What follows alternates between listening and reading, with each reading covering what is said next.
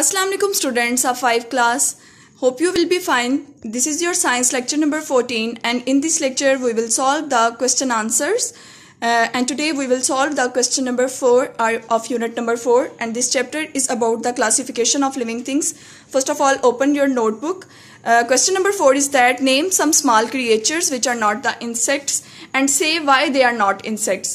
First of all हमसे इस question में पूछा गया है कि आपने कुछ स्मॉल क्रिएचर्स यानी छोटी मखलूक उनके नाम बताने हैं विच आर नॉट इंसेक्ट्स, जो कि इंसेक्ट्स की कैटेगरी में फॉल नहीं कर रहे.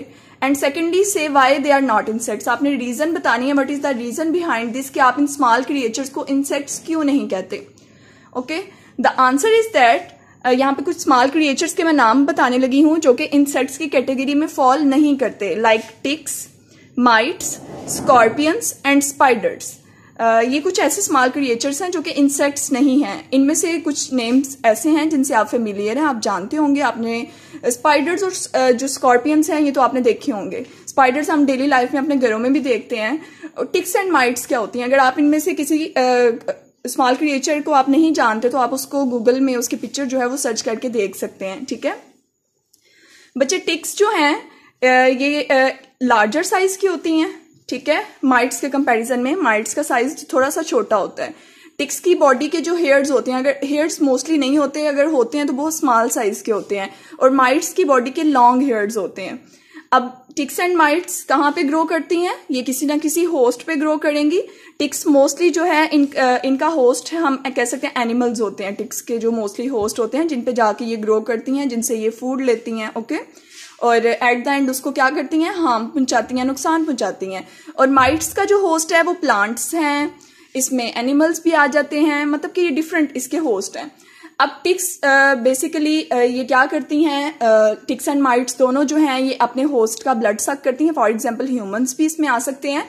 ठीक है, ये ह्यूमन की स्किन पे ग्रो करती हैं. ओके, माइट्स बेसिकली ये एक स्मॉल क्रिएचर है जो हमारी स्किन पे ग्रो करती है और इसका जो बेसिक पर्पस है, फॉर एग्जांपल ये स्केबियसिस काज करती है. बस मैं आपको थोड़ा सा एक्सप्लेन करके बता रही हूँ कि माइट्स होती क्या है. एक्चुअली ये छोटी सी क्रिएचर है लेकिन ये आपकी बॉडी पे ग्रो करती है और आप इसके लिए एज अ होस्ट एक्ट कर रहे हो. यानी कि माइट्स हमारी बॉडी में हमारी स्किन पे ग्रो करती है, वहां पे ये इचिंग काज करती है. स्केबियसिस यानी खारिश जिसको हम कहते हैं, इचिंग होती है स्किन पे, वो माइट्स की वजह से होती है. अब यहाँ पे मैंने कुछ स्मॉल क्रिएचर्स के नाम बता दिए हैं जो कि इंसेक्ट्स नहीं हैं. अब हम सेकंड चीज पे आ जाते हैं which is say why they are not insects. अब आपने बताना है कि इनको आप इंसेक्ट्स क्यों नहीं कहते. बिकॉज अब इसकी ये रीजन है, दे हैव 2 बॉडी पार्ट्स. इनके 2 बॉडी पार्ट्स हैं मेनली. 8 लेग्स हैं, नो विंग्स और एंटीना. और इनकी बॉडी में विंग्स तो प्रेजेंट होते ही नहीं है या एंटीनास भी प्रेजेंट नहीं होते. और बच्चे अगर आपको याद हो तो हमने इसी चैप्टर में यूनिट नंबर 4 में इंसेक्ट्स के बारे में एक प्रॉपरली एक वीडियो देखी हुई है. हमने इसके बॉडी पार्ट्स के बारे में, इसकी एनाटॉमी के बारे में डिस्कस किया हुआ है. उसमें हमने पढ़ा था कि insects have 3 main body parts. इनकी बॉडी के 3 मेन पार्ट्स होते हैं जिसमें first part is head, second part is the thorax and the third part is abdomen. लेकिन ये जो स्मॉल क्रिएचर्स हैं सबके सब इनके 2 बॉडी पार्ट्स हैं, इस वजह से they are not the insects. एक रीजन ये हो गई. Second reason is that these small creatures have 8 legs. इनकी 8 legs होती हैं. और अगर आपको याद हो तो हमने क्या पढ़ा था कि insects have 3 pairs of legs. इनमें 3 pairs यानी कि टोटल 6 legs होती हैं और ये जो small creatures हैं इनमें 8 legs होंगी. And the third thing is they have no wings. और आपको पता है कि इंसेक्ट्स में विंग्स प्रेजेंट होते हैं तो इनमें विंग्स भी नहीं होते. इसके अलावा नो एंटीनास. एंटीनास जो हेड वाले रीजन में प्रेजेंट होते हैं जिनका बेसिक पर्पस ये होता है कि ये फीलर के तौर पे एक्ट करते हैं. ये वहां से स्मेल जो है वो कर सकते हैं एंटीनास के थ्रू या फील कर सकते हैं.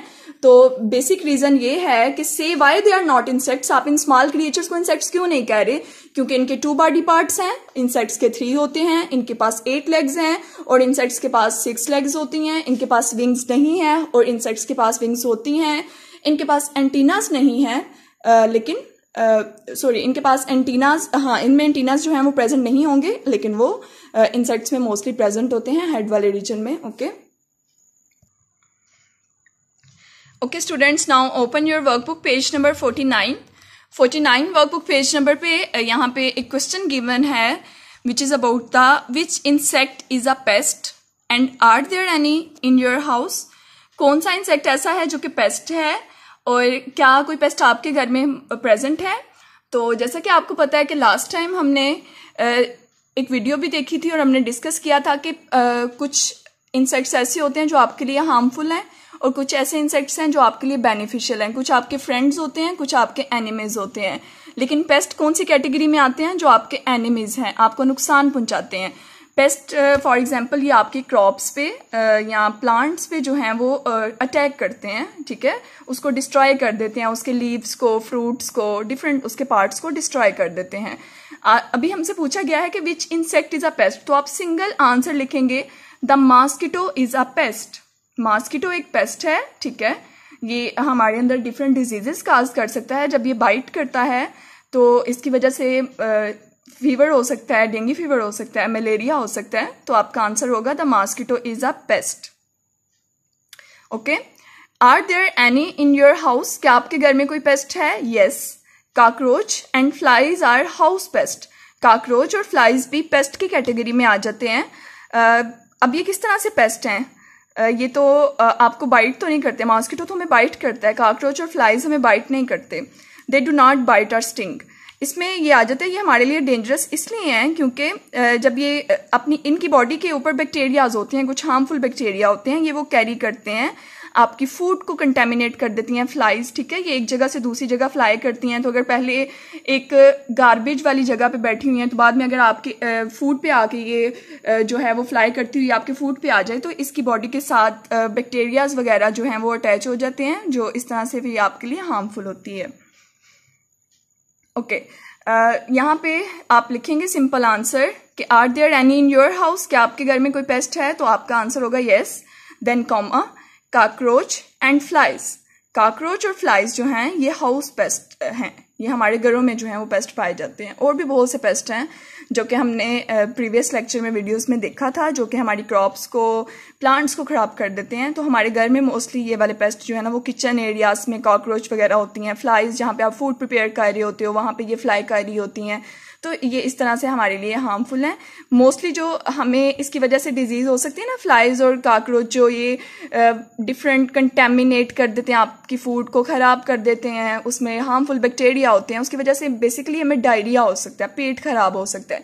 तो ये कुछ पेस्ट के जो हैं वो हमारे लिए डिसएडवांटेजेस हैं, हमारे लिए नुकसानदेह हैं। Okay, next is the filling the blanks.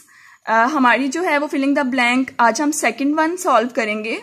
A dash is a large group of insects living together. Last time हमने वीडियो में देखा था कि बहुत से इंसेक्ट्स, जो सोशल इंसेक्ट्स बच्चे होते हैं, वो आपस में मिलके रहते हैं, ठीक है, और उसको हम कॉलोनी कहेंगे। A dash is a large group of insects living together. अगर बहुत ज्यादा इंसेक्ट्स आपस में मिलके रह रहे हैं तो वो एक कॉलोनी बनाते हैं। ओके, जैसे हमारी कॉलोनीज होती हैं और एक कॉलोनी में बहुत ज्यादा घर होते हैं और आप सब वहां पे मिलके रहते हो, तो इसी तरह इंसेक्ट्स भी आपस में मिलके रहते हैं और एक उस स्पेसिफिक जगह को जहां पे वो मिलके रहते हैं उसको हम कॉलोनी कहते हैं, COLONY, colony. Okay, the fourth one is flies and mosquitoes can cause dash. Flies और मॉस्किटोज क्या काज करती हैं? डिजीजेस काज करती हैं, ठीक है। मॉस्किटो से हमें क्या हो सकता है? डेंगू हो सकता है, हमें मलेरिया हो सकता है। फ्लाइज जो हैं वो हमारी फूड को खराब कर देती हैं, हमारी फूड को कंटेमिनेट कर देती हैं। तो मैंने अभी आपको जैसे बताया, इसकी वजह से डायरिया हो सकता है। ओके, तो यहाँ पे आप डिजीजेस राइट कर लें, DISEASES। ओके, अगर कुछ बच्चों ने सॉल्व नहीं की हुई थर्ड वन तो वो ये भी सॉल्व कर लें। Some worms live in other creatures, they are dash. कुछ वर्म्स जो होते हैं वो दूसरी क्रिएचर्स पे जाके रहते हैं, वहां पे उन पे डिपेंड करते हैं, they are actually the parasites. Parasites actually ऐसे ऑर्गेनिजम्स होते हैं जो दूसरे ऑर्गेनिज्म की बॉडी पे जाके ग्रो करते हैं, उससे फूड लेते हैं, उससे अपने रहने की जगह लेते हैं और एट द एंड उसको नुकसान पहुंचाते हैं। जैसे कि मॉस्किटो भी एक पैरासाइट है, कुछ वर्म्स पैरासाइट हैं। ये आपकी बॉडी से, मॉस्किटो फॉर एग्जांपल ये ब्लड को सक कर लेता है, ये आपकी बॉडी पे रह रहा है, ब्लड को सक कर रहा है और एट द एंड आपको क्या करता है? हार्म पहुंचाता है। Okay, now open your workbook page number 50 पे हम इसके रिलेटेड जो हैं वो कुछ MCQ सॉल्व कर लेते हैं। Choose the correct answer. तो बच्चे यहाँ पे आप सॉल्व करेंगे the third one. The third one is that which of these is an insect. आपको यहाँ पे 4 ऑप्शंस दिए हुए हैं, आपने बताना है इनमें से इंसेक्ट कौन सा है। और इंसेक्ट अगर आपने चूज करना है तो सबसे पहले आपके माइंड में आ जाना चाहिए कि इंसेक्ट्स के कौन कौन से बॉडी पार्ट्स होते हैं। इंसेक्ट्स के पास 3 बॉडी पार्ट्स हैं, इसके पास एंटीनाज होते हैं, इसकी 6 लेग्स होती हैं, इसके पास विंग्स होते हैं। तो जब आपके माइंड में ये सारी चीज़ें आ जाएंगी तो आप इजीली इसमें से ऑप्शन चूज कर सकते हैं। Option is that Bluebird, bat, spider और कॉकरोच। तो इसमें से आप किसको सर्कल करेंगे? कॉकरोच को। D1 is the right option. Next, the fourth MCQ is that which of these do insects have. अब यहाँ पे आपको कुछ ऑप्शंस में इंफॉर्मेशन दी गई है, आपने उस इंफॉर्मेशन को रीड करते हुए बताना है कि इंसेक्ट्स में इनमें से कौन सा जो है वो करेक्टर प्रेजेंट है। The first one is 6 legs and head and a hard covering। Yes, insects के पास 6 legs होती हैं और हार्ड कवरिंग भी होती है जिसको एक्सोस्केलेटन हमने कहा था। B option is 2 feelers are antennas. इनके पास 2 एंटीनास होते हैं जिनको हम फीलर्स भी कहते हैं। C option is 3 parts to their bodies. Yes, इनकी बॉडी के मेन 3 parts ऑफ बॉडीज होते हैं। And the D option is all of these. तो बच्चे आपको ए, बी और सी ऑप्शन से क्लियर हो रहा है कि ये सबके सब कैरेक्टर्स इंसेक्ट्स में प्रेजेंट होते हैं, तो आप डी को सर्कल कर दें, all of these. What do we call insects? Okay, आप अब 5 वाले ऑप्शन पे आ जाएं। 5 वाला जो आपका MCQ है, what do we call insects which destroy the plants. आप कौन से इंसेक्ट्स को जो हैं वो कौन से ऐसे इंसेक्ट्स हैं जो आपके प्लांट्स को डिस्ट्रॉय कर देते हैं? नेस्टी, पैरासाइट्स, सोशल, पेस्ट। तो आप यहाँ पे D1 जो है उसको सर्कल कर लें, ये अभी हमने डिस्कस भी किया है। D1 is the right option. Paste जो प्लांट्स पे अटैक करते हैं उसको डिस्ट्रॉय कर देते हैं, तो D1 is the right option. Okay students, now note your diary.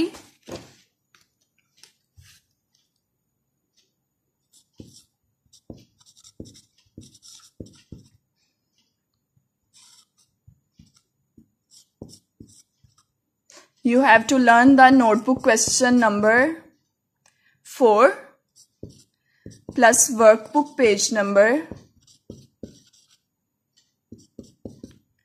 Workbook page number आज हमने किया है 49 एंड 50। 49 और 50 पे जो भी हमने MCQs और एक शॉर्ट क्वेश्चन किया है, इसके अलावा हमने ब्लैंक्स किए हैं, तो वो आपने अच्छे से लर्न कर लेनी है। ओके, अल्लाह हाफिज़।